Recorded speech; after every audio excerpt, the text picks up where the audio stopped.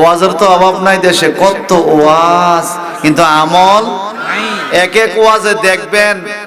এত শ্রোতা এত দেওয়ানা হয় ওয়াজ শুনতে শুনতে, বক্তার কান্দু উইডা লাফাইয়া বক্তারে হতায় এলায় কথা কর। এক এক ওয়াজের শ্রোতা গো কি দেওয়ানা, বক্তারে স্টেজ সিট করি ভালাই দেয়, এই কথা কয় না, বক্তার সামনের মাইক নিয়ে যায়,